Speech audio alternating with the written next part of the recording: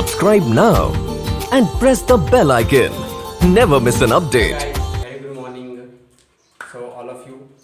तो अब कोई शाम को देखेंगे तो उसके लिए वेरी गुड इवनिंग, और कोई दोपहर को देखेंगे तो उनके लिए वेरी गुड आफ्टरनून। ओके, तो आइए हम लोग इसके प्रीवियस टॉपिक में क्या डिस्कस कर रहे थे, trigonometry equation. Okay, trigonometry equation में हम लोग क्या डिस्कस कर रहे थे, क्लास 11 का ट्रिग्नोमेट्री इक्वेशन डिस्कस कर रहे थे। उसमें हम लोग प्रिंसिपल वैल्यू निकाल लिए थे, जनरल वैल्यू भी निकाल लिए थे। ओके, तो ये सब हम लोग डिस्कस कर रहे थे। प्रिंसिपल वैल्यू क्या होता था, 0 से लेके 2 पाई तक, या पाई तक नहीं 2 पाई तक होता था प्रिंसिपल वैल्यू। ओके, और जनरल वैल्यू 3 को हम लोग निकाले थे, किसका किसका, साइन कॉस टेन का। साइन का क्या था, x बराबर n पाई, कॉस का क्या था, x बराबर 2n plus 1 pi by 2, ten का क्या था, x बराबर 2n, x बराबर n पाई, सेम वही था, साइन का जो था वही टेन का था। ओके, तो ये हम लोग निकाल चुके थे। अब देखिए एक टॉपिक लिए हम लोग, इम्प्लाइज। क्या है लिखा हुआ, इम्प्लाई। सर होता क्या है इम्प्लाई, आइए हम लोग समझते हैं। आपको जनरल वैल्यू हम लोग निकालने कैसे सिखाया था, मैं कैसे सिखाया था, यक्स बराबर, अगर किसी का भी जनरल वैल्यू निकालना तो यक्स को 0 से इक्वेट कीजिए। कोई भी फंक्शन है, मतलब फंक्शन क्या, जो 3 को हम लोग निकाले थे उससे हम लोग क्या करते थे, 0 से इक्वेट कर देते थे, और फिर हम लोग यक्स का मान यहाँ से निकाल लेते थे n पाई। ओके, ये मैंने बहुत डिटेल से इसके प्रीवियस क्लास में बताया है। आप अगर नहीं समझ रहे हैं वहाँ, तो आप जाकर वहाँ पे वीडियो देख सकते हैं। ओके, हाँ, तो देखिए हम लोग प्रिंसिपल वैल्यू मतलब जनरल वैल्यू निकालने के लिए ऐसे कर देते थे, साइन एक्स बराबर 0। अगर कॉस एक्स का जनरल वैल्यू निकालना है तो कॉस एक्स बराबर 0 कर देते थे, टेन एक्स का जनरल वैल्यू निकालना तो टेन एक्स बराबर 0 कर देते थे। ऐसे हम लोग जनरल वैल्यू निकाल देते। बट देखिए अगर कोई फंक्शन बराबर 0 रहा, मतलब साइन एक्स बराबर 0 रहा, तो हमने एक्स बराबर n पाई कर दिया। अगर आपको ऐसा दे दें, ऐसा आ जाएगा अभी क्वेश्चन में, साइन एक्स बराबर साइन वाई, ये तो साइन एक्स बराबर साइन वाई है, बट ये साइन एक्स बराबर 0 नहीं है, तो हम लोग इसे एक्स का वैल्यू बराबर n पाई भी नहीं लिख सकते हैं। तो इससे हम लोग क्या लिख सकते हैं। ओके, अगर ऐसा आपको दे दिया जाए तो आप क्या कीजिएगा, अगर ऐसा दे दिया जाए तो आराम से आप एक्स बराबर n पाई कर सकते हैं। बट आपको ऐसा दे दिया जाए, साइन एक्स बराबर साइन वाई दे दिया जाए, तो हम लोग एक्स का मान कैसे निकालेंगे। तो इसी निकालने का जो प्रोसेस होगा उसे हम लोग क्या कहते हैं, इम्प्लाइज कहते हैं। ओके, अगर दो फंक्शन इक्वल टू हैं, ओके, बराबर कर दिए गए हैं, और उसमें यक्स का मान निकालना है, तो ही हम लोग उसे क्या कहते हैं, इम्प्लाइज कहते हैं। इसी को हम लोग इम्प्लाइज कहते हैं। ओके, अभी तक जनरल वैल्यू हम लोग साइन एक्स बराबर 0 करके, कॉस एक्स बराबर 0, टेन एक्स बराबर 0 करके इम्प्लाइज मतलब जनरल वैल्यू निकाल लेते थे। बट इम्प्लाइज क्या होता है, अगर बराबर 0 ना दे, वहाँ कुछ और दे दे, साइन एक्स या साइन वाई, साइन में साइन वाई दे दे, कॉस में कॉस वाई दे दे, टेन में टेन वाई दे दे, मतलब यहाँ कुछ वैल्यू रहेगा, अलग अलग वैल्यू रहेगा। उसके लिए हम लोग यक्स का जो मान निकालेंगे वो कैसे निकालेंगे। आइए हम लोग साइन एक्स का पहले, जैसे हम लोग साइन एक्स बराबर 0 है तो इसका जनरल वैल्यू निकाल लिए, एक्स बराबर n पाई। तो अभी निकालते हैं साइन एक्स का इम्प्लाइज वैल्यू। ओके, क्या निकालेंगे, इम्प्लाइज वैल्यू। तो आप पहले इसे कॉपी कीजिए, ये क्या है, इसी को कहते हैं हम लोग इम्प्लाइज। अगर कोई भी डाउट है तो मुझे कमेंट में बोल सकते हैं, अगर डाउट नहीं है तो प्लीज़ आप इसे कॉपी कीजिए। आप लोग कॉपी कर लिए हैं, तो आइए हम लोग निकालते हैं इम्प्लाइज कैसे निकलता है साइन एक्स का। ओके, तो हम लोग पहला डिस्कस करेंगे साइन एक्स का इम्प्लाइज। तो देखिए अभी क्या था, साइन एक्स बराबर क्या था, sine y. Okay, sine x बराबर क्या था, साइन वाई था। अब देखिए यहाँ पर, ये देखिए साइन एक्स, अगर साइन वाई को हम लोग इस तरफ लाएंगे तो क्या हो जाएगा, यहाँ minus sine y equal to कितना, 0। अब बताइए ये साइन सी और माइनस साइन डी का फॉर्मूला आपको पता होगा क्या होता है, क्या होता है बोलिए, sine C minus sine D का फॉर्मूला क्या होता है, 2 into cos C plus D upon 2 into sine C minus D upon 2 होता है। ओके, ये आपको पता है, अगर नहीं पता है तो आप प्रीवियस क्लास में जाकर वीडियो देख लीजिए। हाँ, तो ये 2 कॉस, यहाँ देखिए सी की जगह क्या है, सी की जगह एक्स है, और डी की जगह क्या है, डी की जगह वाई है। ओके, सी की जगह क्या है, एक्स है, और डी की जगह वाई है। तो हम लोग क्या करते थे, cos x plus y upon 2 into sine x minus y upon 2 equal to 0। अच्छा, ये 2 इधर जाके क्या लगेगा, ये मल्टीप्लाई में है, तो ये 2 इधर नीचे चला जाएगा, तो इधर देखिए 2 अगर नीचे चला गया तो 0 बटा एनीथिंग क्या होता है, 0 ही होता है। मतलब आप कुछ भी रख दीजिए नीचे तो वो 0 ही होगा। अब मैं आपसे एक नोट लिखा दूँ, देखो नोट लिखाने का नहीं है, आपको समझने कैसे। अगर a इंटू बी बराबर अगर 0 कहते हैं, a इंटू बी बराबर अगर 0 कहते हैं तो आप क्या समझिएगा यहाँ से, आप ये समझिएगा या तो a अगर यहाँ या तो a 0 होगा या इसको इंग्लिश में और कहते हैं या b 0 होगा या a b दोनों 0 हो सकता है। ऐसा नहीं, अगर a 0 रहा तो हम 0 इंटू बी लिखेंगे बराबर कितना होगा 0 ही होगा। अगर b 0 रहा तो क्या होगा a इंटू 0 बराबर 0 ही होगा। तो यहाँ दो कंडीशन हो सकता है, या तो a 0 हो सकता है या तो b 0 हो सकता है, और तीसरा कंडीशन क्या हो सकता है दोनों ही 0 हो जाए तो भी 0 हो सकता है। बट आप समझिए यही दो मेन कंडीशन क्या होगा, या तो एक पार्ट 0 हो या दूसरा पार्ट 0 हो तो ही ऐसा कंडीशन बन सकता है, या तो दोनों 0 हो। तो अभी इसमें भी तो दोनों ही 0 है ना। हाँ, तो दो कंडीशन मेनली दो कंडीशन लोग बना सकते हैं अच्छी तरह से। अगर तीसरा भी बनेगा तो वेरी गुड है, अच्छा है वो भी क्या कि दोनों 0 हो। तीसरा कंडीशन वो होगा, पहला कंडीशन क्या a 0 हो b 0 हो, तीसरा दोनों 0 हो। तो ऐसा हो सकता है। देखिए ये भी तो सेम है ना, ये a की जगह ये है b की जगह ये बराबर 0 है, तो हम लोग क्या समझते हैं ये 0 हो सकता है या ये 0 हो सकता है, दोनों में एक कोई 0 हो सकता है या दोनों 0 हो सकता है, ये भी कंडीशन हो सकता है। ओके, हम लोग वही लगाते हैं, इसे हम लोग ब्रेक करते हैं। ओके, दो भाग में ब्रेक करते हैं हम लोग। देखिए इसे हम लोग क्यों कर रहे हैं, ऐसा हम लोग क्यों कर रहे हैं। देखिए ऐसा करने से क्या फ़ायदा होगा कि अगर इससे हम लोग 0 के इक्वेट कर देंगे, हम लोग क्या करेंगे इसको इससे 0 से इक्वेट करेंगे, इसे भी 0 से करेंगे। देखिए ये कॉस यक्स इसे मान लें बराबर 0, इसका बराबर आपको पता होगा कि यक्स बराबर क्या होता है 2n + 1 π/2 होता है ना उसका जनरल वैल्यू। तो ऐसे निकाल सकते। देखिए आइए, अगर नहीं समझे तो कोई बात नहीं, आइए देखिए यहाँ समझिएगा। ओके, यक्स + y/2, या तो ये 0 हो सकता है ये वाला पार्ट, या ये वाला पार्ट 0 हो सकता है।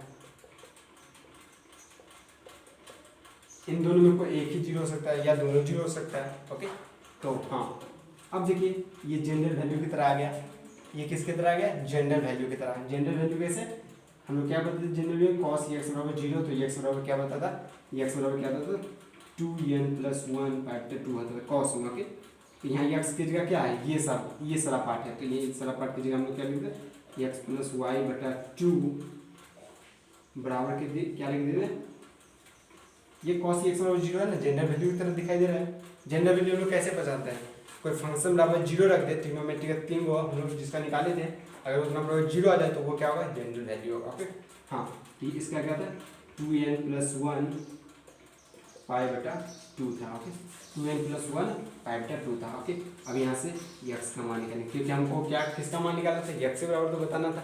जनरल वैल्यू का हम लोग x का मान निकाल लिए थे, क्या था साइन में x बराबर n पाई था। अब ऐसा अगर दे दे उसमें x का हम लोग कैसे मानेंगे, इम्प्लाइज कैसे निकालेंगे। ओके, इसमें देखिए x का हम लोग यहाँ से मान निकालते हैं, तो पहले लिख लेते हैं x + y/2 को हम लोग इसे मल्टीप्लाई करते हैं, तो क्या हो जाएगा 2n + 1 π/2 इंटू कितना 2 कैंसिल हो जाएगा, 2 कैंसिल हो गया, यहाँ से हटक गया, 2 कैंसिल हो गया हटक गया यहाँ से। ओके, ये बचा। अब y को उधर लेके जाते हैं 2n + 1 पाई और -y, ये होगा। अच्छा, इसी को एक तरीका सॉल्व लिख सकते हैं हम लोग, अगर यहाँ प्लस कर दें, प्लस करना चाहे तो हम लोग इससे कैसे लिख सकते हैं, ऐसे लिख सकते हैं। देखिए 2n + 1 pi plus -1 2n + 1 y, ऐसे भी लिख सकते हैं। इसका मतलब क्या होगा n बराबर आप जो यहाँ रखिएगा, n बराबर आप जो यहाँ रखिएगा वो यहाँ भी रखिएगा। ओके, और वहाँ रखिएगा। अब देखिए ये किसका है, विषम कैसे पहचानता है, विषम 2n + 1 होता है, सम क्या होता है 2n होता है। ओके, तो ये विषम होगा। अब देखिए किसी पे और विषम से क्या माइनस ही ना आएगा, तो ये माइनस ही आएगा। तो इसे सिंपल है, ये कुछ नहीं है। एक पे बराबर आप कुछ भी कर दीजिए क्या आ जाएगा एक ही आ जाएगा, और यहाँ और विषम है, विषम होने के कारण यहाँ माइनस ही आएगा हमेशा ही। तो इसे हम लोग ऐसे भी लिख सकते हैं या आप ऐसे भी लिख सकते हैं, आपकी मर्जी होगी। तो ये भी बहुत अच्छी तरह किताब बुक में ऐसे दिया हुआ लिखना, तो आप कोई डाउट नहीं रहना चाहिए, मैंने बता दिया कि कैसे लिखा जाता है। ओके, अगर आप कुछ भी रखिएगा n के मान तो यहाँ आपको -1 ही मिलेगा, और यहाँ देखिए -1 है। ओके, अगर यहाँ -1 मिला तो माइनस और प्लस क्या होगा माइनस और माइनस ये। ओके, कोई डाउट नहीं, अगर डाउट है तो प्लीज़ मुझे डाउट आई थिंक कमेंट में बोलिएगा। ओके, तो आइए सेम इसी तरह इसका भी निकालते हैं। इसका क्या होगा x - y बराबर n पाई, x - y बराबर 2n पाई, और x बराबर same 2n pi plus y, और इसी को हम लोग सेम उसी तरह लिख सकते हैं, ये प्लस लिख सकते हैं -1 पे पावर 2n y। अब देखिए किसी पे पावर विषम संख्या है, जैसे 2 पे पावर 1 पे पावर -1 पे पावर 2, -1 का होल स्क्वायर कितना होगा 1 ही आएगा। -1 का पे पावर कितना कीजिएगा 4 कीजिएगा तो 1 ही आएगा। तब उससे अगर सम पावर रहा तो वो एक ही देगा। ओके, एक ही पॉजिटिव में एक देगा, यहाँ पॉजिटिव एक हो जाएगा। ओके, अगर एक हो गया यहाँ पॉजिटिव में तो पॉजिटिव भी रहेगा, धनात्मक ही रहेगा दोनों। तो ये लिखिए या ये लिखिए। तो आप लोग वहाँ तक निकाल लिए होंगे। सॉरी कुछ इधर आ गया था तो जाना पड़ा था मुझे। ओके, तो हाँ, तो देखिए कोई डाउट नहीं। देखिए यहाँ पे x बराबर ये आया, x बराबर ये आया। ये दोनों समीकरण को आप कंप्रेस कीजिएगा, मतलब दोनों को जोड़िएगा, कंप्रेस नहीं सॉरी। ओके, आप लोग इन दोनों को जोड़िएगा तो आपको मैं बता देता हूँ वैल्यू क्या आएगा। आप लोग यहाँ तक अगर कॉपी करना चाहते हैं तो कॉपी कर लीजिए। ओके, आप पहले यहाँ तक कॉपी कर लीजिए। आप लोग कॉपी कर लिए होंगे तो देखिए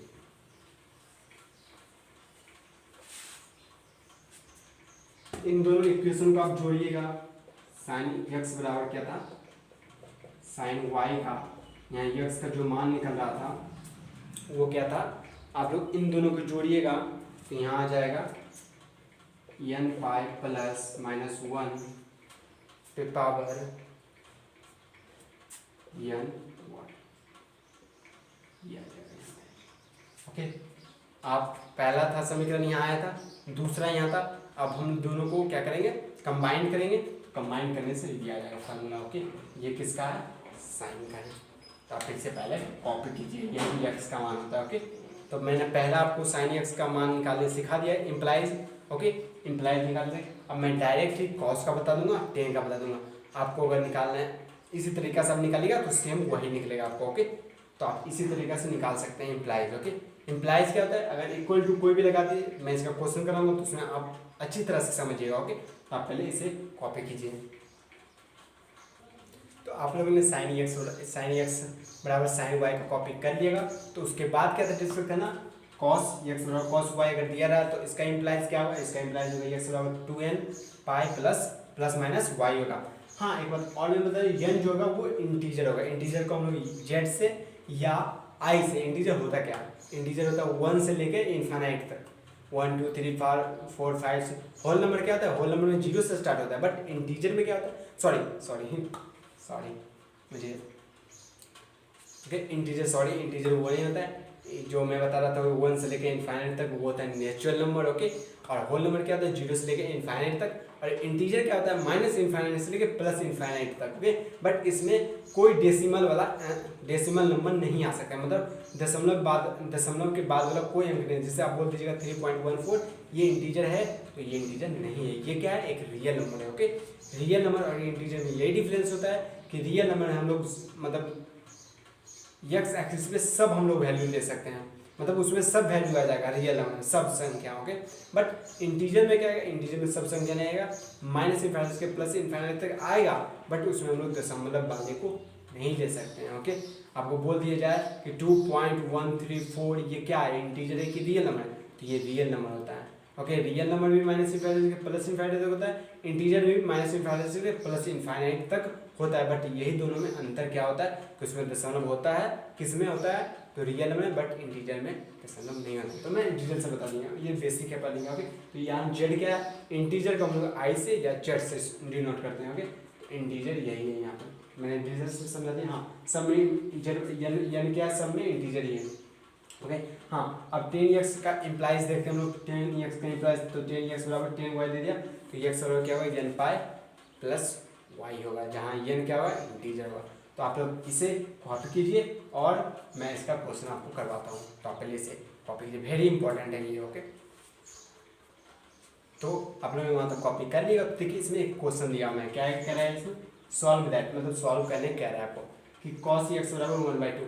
तो आप लोग हंसीएगा नहीं, ये आप डायरेक्ट नहीं बता दीजिएगा कि सर x बराबर क्या होता है, कॉस किस में मतलब कॉस का कितना मान पे 1/2 आता है। तो कॉस का आपको पता होगा, आई थिंक 60 पे आता है, मतलब 5/3 पे आता है। तब कहिएगा सर ये x का मान 5/3 हो गया सीधे। ओके, क्या हो गया, ये x का मान 5/3, यही आंसर है। तो मैं बता दूँ ये जो आंसर है ये गलत है गलत है।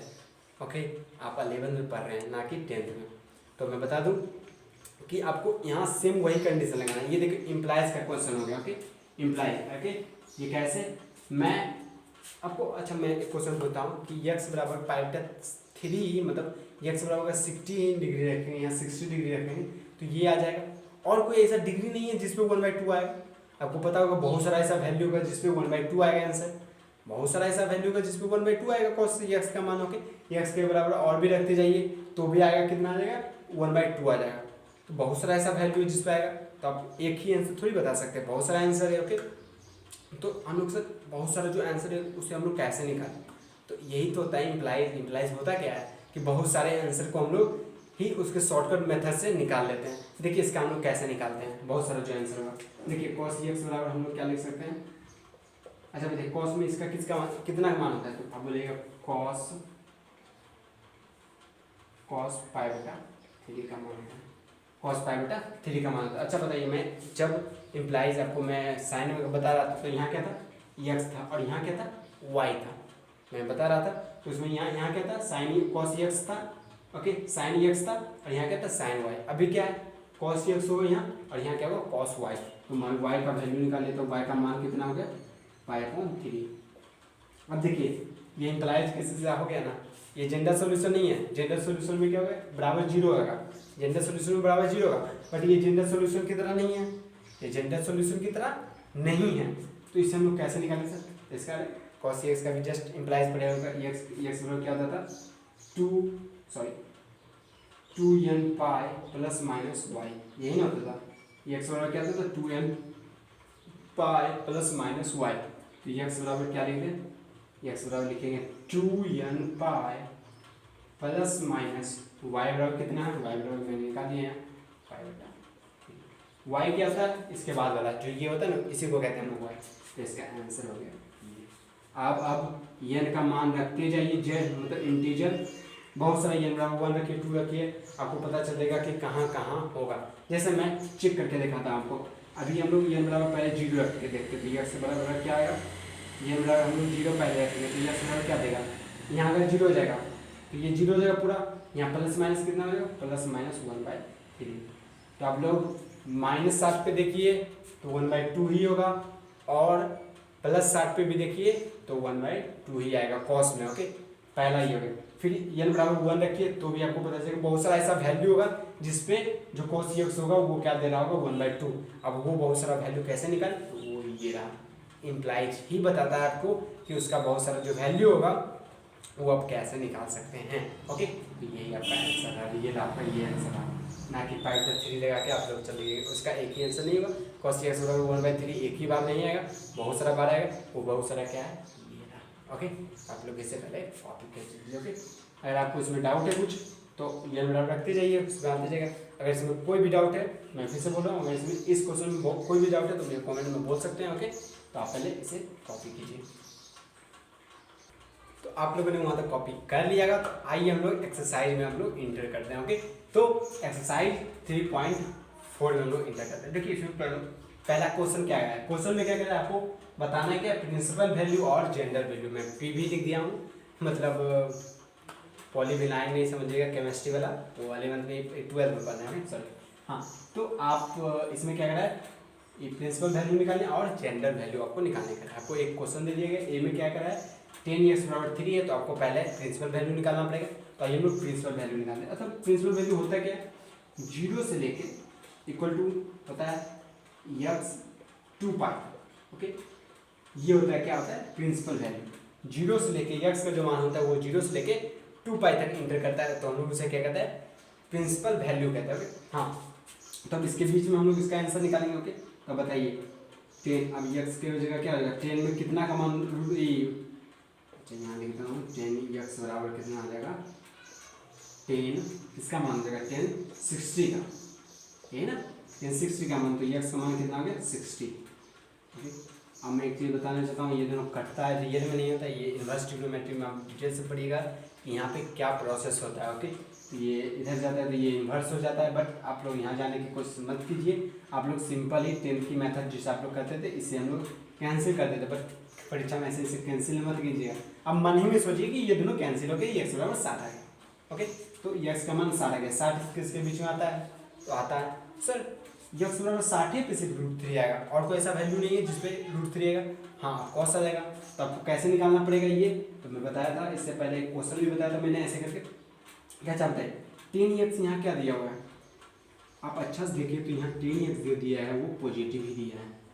10x क्या दिया हुआ है, पॉजिटिव ही दिया हुआ है। तो बताइए 10x किस में पॉजिटिव होता है, 10x आपको पता होगा फर्स्ट क्वाड्रेंट में पॉजिटिव होता है तो उसमें तो सब पॉजिटिव होते हैं, बट वो थर्ड क्वाड्रेंट में पॉजिटिव होता है। तो थर्ड क्वाड्रेंट में क्या होता है, यहाँ पाई होता है, तो यहाँ पाई प्लस अल्फा होगा और सेकंड में पाई माइनस अल्फा। ये मैंने डिटेल से बता दिया है। अगर आगे चलेंगे, अच्छा पाई के आगे हम लोग चलें तो पाई से तो मतलब 180 तो कुछ बढ़ा ही आएगा, तो उसमें हम लोग अल्फा जोड़ेंगे और उससे पहले कुछ रहेंगे तो उससे कुछ घटा ही रहेगा, मतलब कुछ कम ही रहेगा तो उसे माइनस करेंगे। ओके तो अच्छा देखिए ये क्या है, थर्ड क्वाड्रेंट में ये पॉजिटिव होता है। ओके तो ये हम लोग यहाँ से देख लिए कि ये देखिए पॉजिटिव है ना, अगर निगेटिव लगा तो निगेटिव होगा, बट यहाँ देखिए 10x पॉजिटिव है, 10x पॉजिटिव किस में आता है, तो थर्ड क्वाड्रेंट में होता है।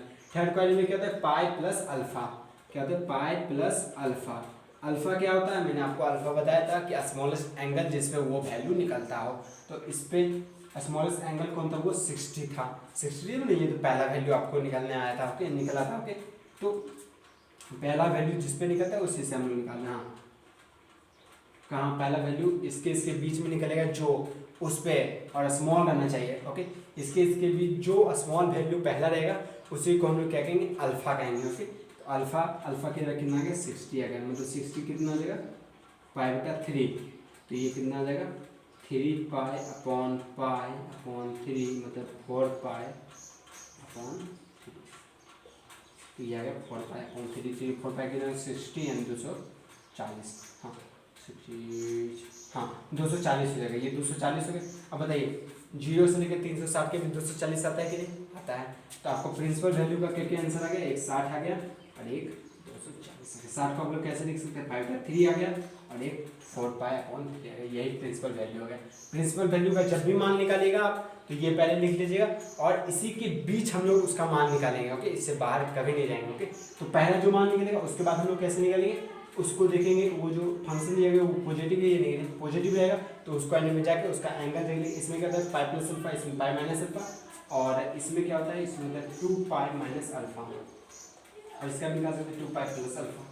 तो ये चार को आप याद रखिए, उसके बाद आप निकाल सकते हो। ओके तो आप यहाँ तक कॉपी कीजिए। ओके इसके बाद मैं क्या निकालूंगा, इसका जेंडर वैल्यू कोई बात नहीं, जेंडर वैल्यू कैसे निकालेगा। ओके तो पहले आप इसे पहले कॉपी कीजिए। ओके कॉपी कीजिए, तो आप लोगों ने वो कॉपी कर लिया होगा। तो अब मैं इसे मिटाने जा रहा हूँ। ओके तो ये मैं मिटा देता हूँ, ये समझ, अगर इसमें कोई भी डाउट है तो मुझे पूछ सकते हैं। ओके ये मैं मिटा दूँगा। ओके ये प्रिंसिपल वैल्यू था 0 से लेके 2 पाई तक। ओके ये हम लोग ने मिटा दिया। हाँ अब क्या था जेंडर सॉल्यूशन। जेंडर सॉल्यूशन कैसे देखते थे हम लोग, अगर कोई फंक्शन कोई साइन एक्स बराबर कितना आ जाए 0 आ जाए, कॉस एक्स बराबर 0 आ जाए, टेन एक्स बराबर 0 आ जाए, तो हम लोग उसका एक्स का मान निकालते थे। वही क्या होता था जेंडर वैल्यू का। इसमें देखिए टेन एक्स बराबर 0 दिया हुआ, क्या टेन एक्स बराबर 0 नहीं दिया हुआ, इसका मतलब इसका क्या होगा, जेंडर सॉल्यूशन नहीं निकलेगा। ओके इसका जेंडर सॉल्यूशन नहीं निकलेगा, जेंडर वैल्यू क्या होगा नहीं निकलेगा। ओके अब इसका क्या निकाले, तो इसका इम्प्लाइज निकाल सकते हैं आप लोग। कैसे इम्प्लाइज निकाल सकते हैं, तो आइए हम लोग निकालते हैं। तो देखिए क्या होता है 10x बराबर, अच्छा ये कितना का मान होता है, तो 10 π/3 का मतलब 1060 का मान होता है कितना, √3। अब बताइए यहाँ पहले आप बता दिए y, क्योंकि y का जरूरत पड़ेगा इम्प्लाइज में होता है, तो y कितना है, यहाँ x होता है वहाँ y होता है π/3y। ओके चलिए ठीक, ओके ये y था। ओके हाँ अब 10x बराबर 10y रहता तो इसका इम्प्लाइज हम लोग कैसे निकालते हैं, x का मान कैसे निकालते हैं, तो इसका होता है x बराबर कितना होता था, n पाई प्लस y होता था, n पाई प्लस y होता था। ओके तो x बराबर कितना करते हैं n पाई प्लस y कितना है π/3। ये इसका क्या निकलेगा इम्प्लाइज। इम्प्लाइज का मतलब यहाँ n क्या है, यहाँ इंटीजर, आप ये भी लिख लीजिएगा n क्या है इंटीजर। इम्प्लाइज निकालेगा, इम्प्लाइज से ये क्या पता चलेगा आपको कि इसका जो होता है 10x का मान कहाँ कहाँ √3 होता है। आप यहाँ मान n की जगह पुट कर दीजिए, आपको पूरा वैल्यू निकल जाएगा कहाँ कहाँ √3 इसका वैल्यू होता है। तो यही इम्प्लाइज का फ़ायदा होता है कि बहुत इंपॉर्टेंट है। और क्या क्या मतलब मैथ में क्या ऐसा चीज़ नहीं है जो पॉसिबल नहीं है। देखिए बहुत अच्छा तरीका कि हम लोग कैसे पता लग सकते हैं कि 10x का मान √3 कहाँ कहाँ होगा। इसके मदद से हम लोग बहुत जगह भी निकाल सकते हैं, बहुत जगह ऐसा होगा कि जहाँ √3 होगा, किसी को पता नहीं होगा तो वो ऐसे निकाल सकते हैं इम्प्लाइज से। ओके, तो आप लोग इसे कॉपी कीजिए और इसके नेक्स्ट क्वेश्चन आप एक्सरसाइज 3.4 का मैं स्टार्ट कर चुका हूँ। ओके, और उसमें ऐसा ही सब क्वेश्चन रहेगा। तो आपको जेंडर वैल्यू नहीं निकल पाएगा, तो उसमें आप लोग इम्प्लाइज निकालिएगा। जेंडर वैल्यू कैसे निकालते हैं, तो वो फंक्शन को जीरो से बराबर जीरो ही होना चाहिए। ओके, तो फंक्शन हो बराबर जीरो ही होना चाहिए, तो अगर जीरो नहीं रहा तो उसका हम लोग इम्प्लाइज निकाल देंगे। ओके, तो आपको इम्प्लाइज निकालना सिखा दिया, जेंडर वैल्यू निकालना सिखा दिया, और क्या सिखाया, और इम्प्लाइज निकालना सिखा दिया, जेंडर वैल्यू, और प्रिंसिपल वैल्यू भी, मतलब प्रिंसिपल सॉल्यूशन, जेंडर सॉल्यूशन और इम्प्लाइज वैल्यू मतलब इम्प्लाइज सॉल्यूशन सब मैंने निकालना सिखा दिया। 3 को मैंने निकाल सिखा। और नेक्स्ट में हम लोग इसके आगे चलेंगे, 1 का 2 नंबर बी नंबर लेंगे क्वेश्चन। ओके, आप मैंने 1 नंबर बता दिया, तो आप अपने से प्रैक्टिस कर सकते हैं। ओके, अगर आपको उसमें डाउट आता है तो मुझे कमेंट में बोल सकते हैं, अगर डाउट नहीं आता तो बहुत अच्छी बात है। ओके, और आप अच्छी तरह से पढ़ाई कर दें। ऑल द बेस्ट, और इस वीडियो को लाइक, सब्सक्राइब एंड शेयर करें। Thanks you all.